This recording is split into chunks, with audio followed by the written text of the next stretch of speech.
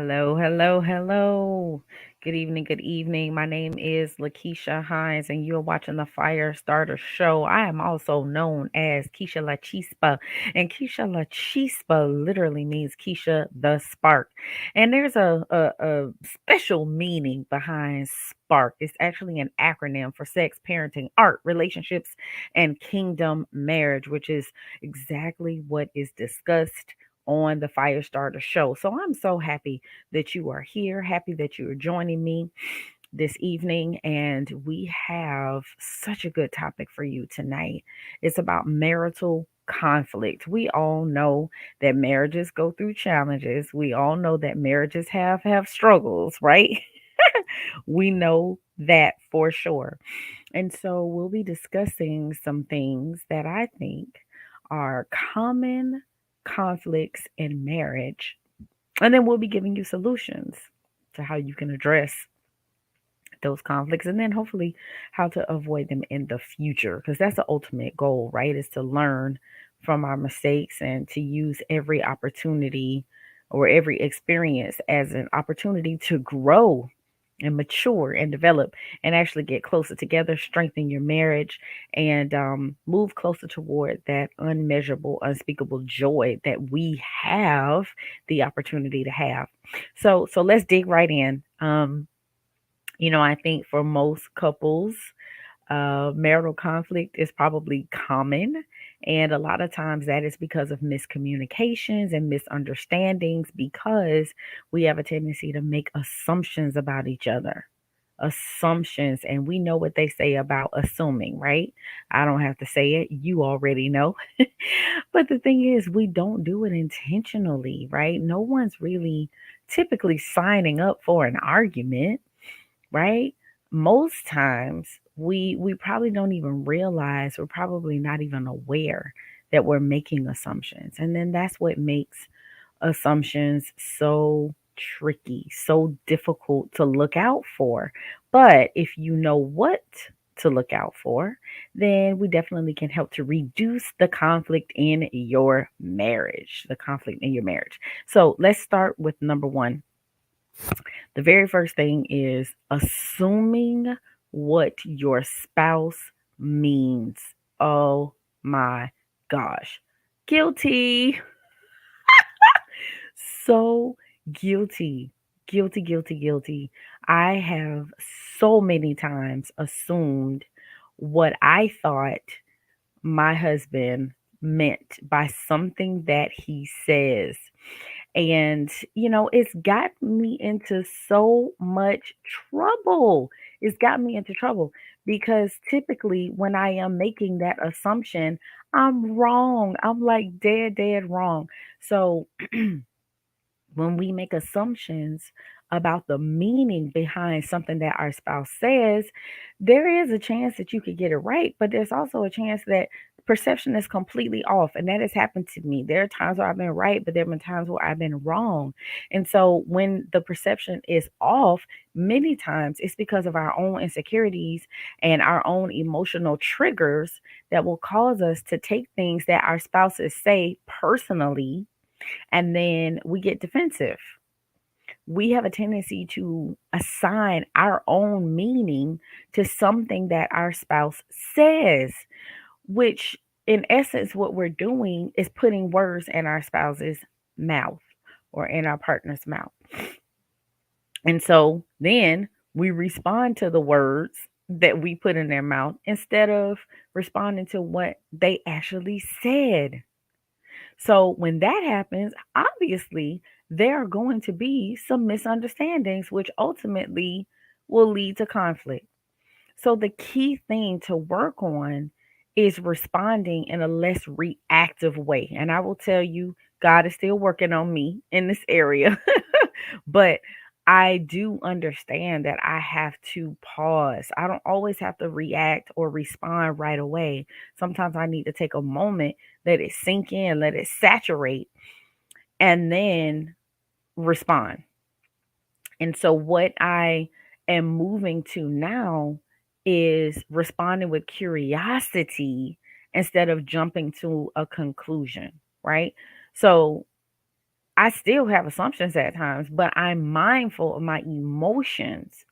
And then I respond with questions instead of jumping to conclusions about something that he says, because I'm trying to avoid unnecessary fights. I don't have the time, energy, or space in my brain to be having unnecessary arguments, right? So I'm curious. I respond with curiosity, and I try to avoid jumping to conclusions, and I just start asking questions so I can be clear. Okay, what I heard you say was blah, blah, blah. What did you mean by that? And give them an opportunity to go deeper and elaborate and expound on what it is that they've said. And then that way I'm clear about exactly what they're saying. And I don't have to jump to a conclusion or make an assumption or make an assumption. And again, this is ultimately about trying to avoid marital conflict and trying to avoid getting to these unnecessary arguments. Um, Man, if this has happened to you, if this resonates with you, drop a comment. Let a sister know because I know I'm not alone, right? I know I'm not alone. I know it. I know it. I know it. Okay. So the next assumption that can lead to marital conflict is assuming that what your spouse, I'm sorry, assuming what your spouse is responsible for. Assuming what your spouse is responsible for. So, what are we talking about? Okay, so sometimes, you know, you may say, did you pick up the kids today? Did you pick up the kids? And your spouse is looking at you like, no, you were supposed to pick up the kids. No, you were supposed to pick up the kids. And so sometimes we make assumptions about responsibilities, which is horrible because now the kids haven't gotten picked up. This could be about bills. This could be about anything, right? Making an assumption about who was responsible for what. Many times it has to do with logistics, right? And so the inconvenience along with the personal frustration that you feel with each other is a perfect recipe for conflict. And so the main way to avoid this type of conflict is by communicating, especially when you think something goes without saying. Typically, the things that we think should go without saying do not need to go without saying. You need to say something. So we have to come up with a system for confirming things with each other. We need to have a discussion, right? If you feel there's some adjustments that are needed. And then literally you just don't want to have cross wires, right? You don't want to miss each other, have miscommunication, because again, that creates conflict. So having a conversation, creating a schedule, I highly recommend that. The example that I used was about who was going to pick up the children. So sometimes you just need to open up your calendar and you need to sync your calendars. Everybody has digital calendars because you have a cell phone. So you literally can sync up on your calendars, connect your calendars, and you have a conversation. Maybe it's mom is picking up the kids Monday, Wednesday, Friday, dad is picking up the kids Tuesday and Thursday, vice versa, whatever. But you have your designated days that you're going to pick up the kids. And obviously that may change when your work schedule changes, life changes, or whatever, but you should have a system. And that helps to avoid so much conflict. Okay. But communication, that's what it all comes down to. Now, honestly, with every conflict that I'm going to discuss with you, that's what it's about. Communication. All right. So the next assumption that can lead to marital conflict is assuming what your sorry about that. It is assuming your spouse's preferences. Ooh. Assuming your spouse's preferences. Now, I have done this too. I have so done this in the past, and it's got me in trouble because I literally thought like I knew exactly what my husband wanted, and I missed the mark. I missed the mark. So assuming their preferences, like, when you've been together for so long, pretty much each other's likes and dislikes pretty well, right? And your spouse knows yours pretty well. But the thing is, we grow and we change as individuals. And so that means our preferences can change. So we have to check in with our spouses and, make sure this is still something that they prefer. And then we have to leave space and opportunity for them to evolve and try not to move into resentment if you miss the marker, if you get it wrong. Like, it's okay. We all should be changing and growing, and our preferences will change. So, sometimes you just need to check in with your spouse before making a decision on their behalf to make sure that, again, that is still your spouse's preference. And, hey, I get it. We all get comfortable because we've been together for so long. Again, so you feel like, "Oh, I got this. I got this." And can't nobody tell me no different because I know my spouse, we've been together, blah, blah, blah, blah, blah, right? But there are times where, again, you need to check in. You just need to check in to make sure that those preferences that you are familiar with are still accurate, Okay. So I do not want you to swipe left or right. We're going to take a quick break and we will be right back. You're watching the Firestarter Show. Don't go anywhere. Do you or someone you know have a child with special needs, or as we like to call them, special abilities? If yes, please listen up. SNC 101 is here to the rescue. SNC 101, or Special Needs Community 101, is a welcome to the world of disabilities. This program assists new and veteran caregivers of children with special needs to overcome challenges they face on a daily basis. It will ignite the fire within and help you get back to you. You will get three-hour group sessions, three support messages, and a welcome packet with program materials. Topics to be discussed are understanding, accepting, and navigating the diagnosis, self care, maintaining healthy relationships, and so much more. You do not want to miss this boot camp. As a caregiver, you truly are a warrior. You're a fighter. So use the QR code below to register today, soldiers. See you soon.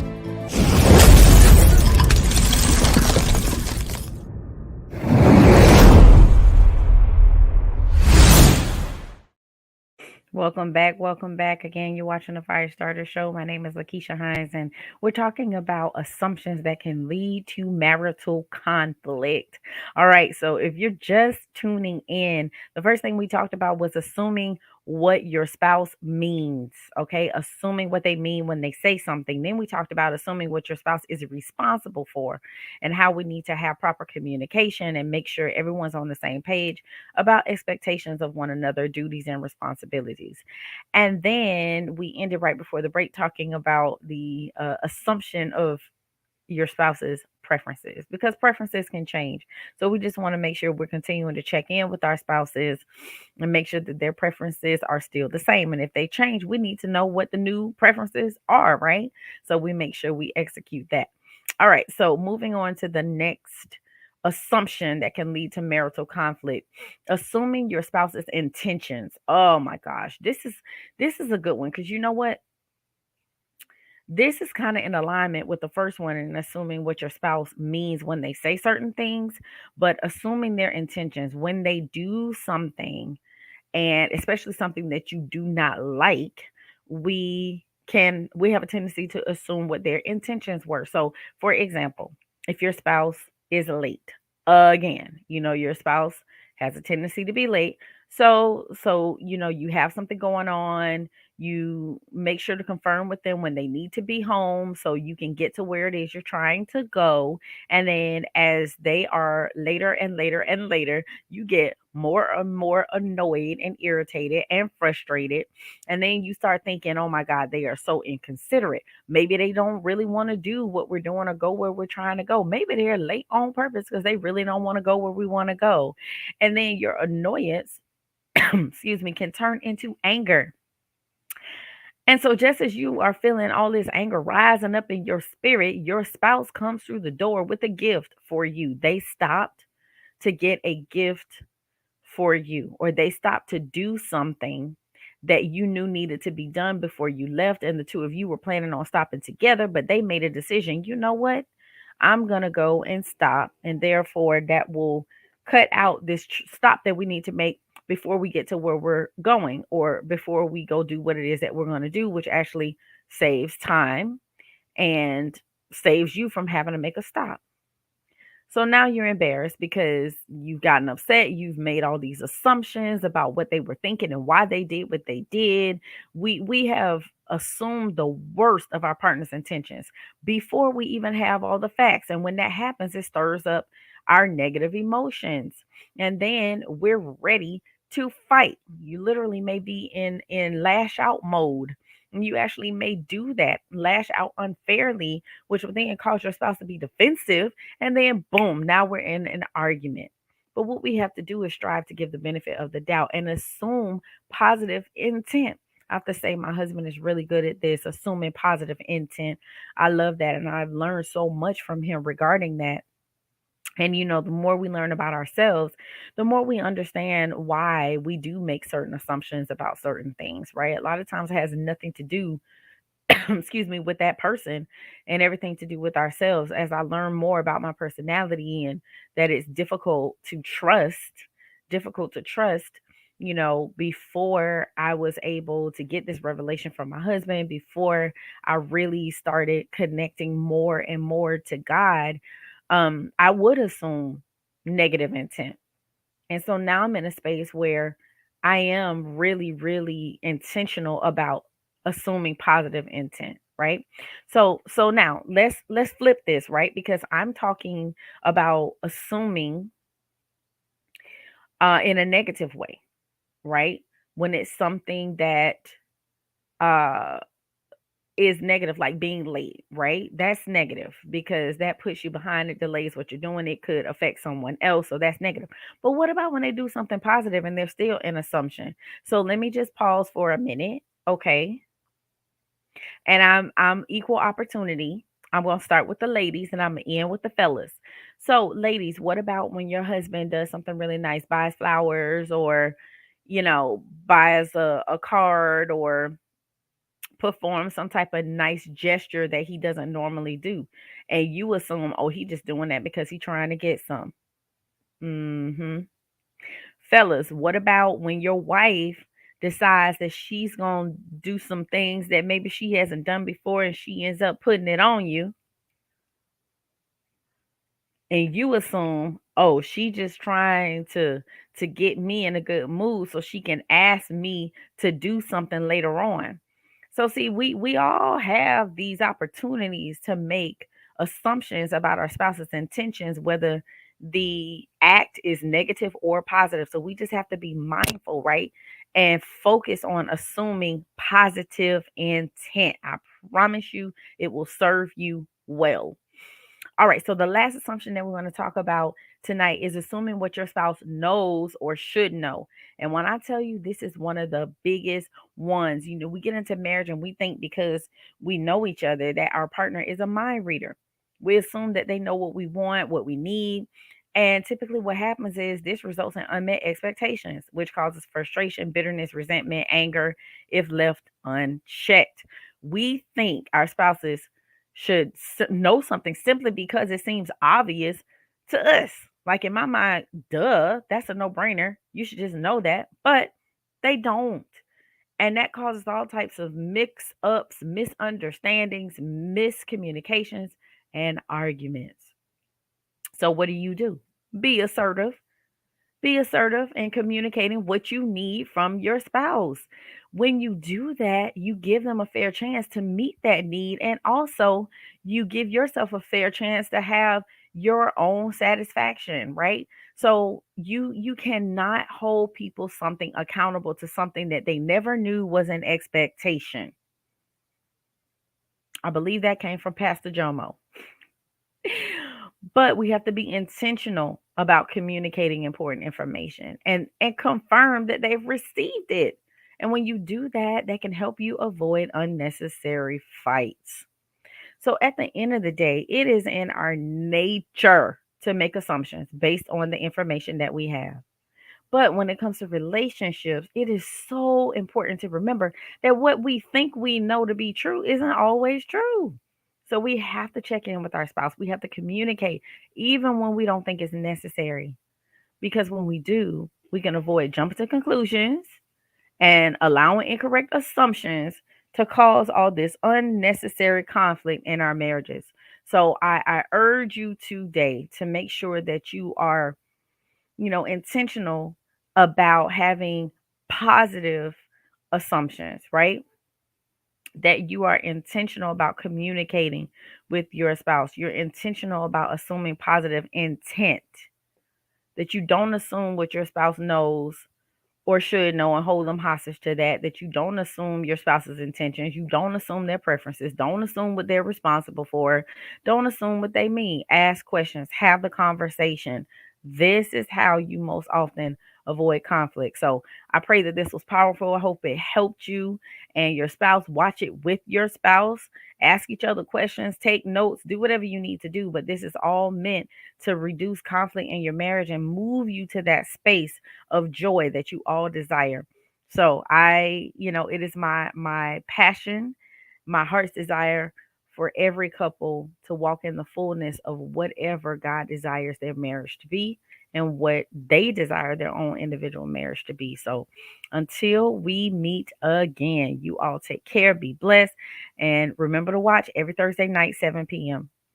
And if you are in need of coaching, you're in need of marital counseling, you need support in your marriage, please, please, please, please schedule a heat call today. 727-213-8247. You can call or text this number to get support for your marriage or for you as an individual. If you are a special needs mom or dad and you're struggling in the realm of special needs parenting, we are here for you. Call or text 727-213-8247. So again, until we meet again, you all be blessed. Have a good evening. Enjoy the rest of your week and weekend. And I'll see you same time next week, Thursday, 7 p.m. right here. All right, everybody. Have a good night. And thank you again for watching.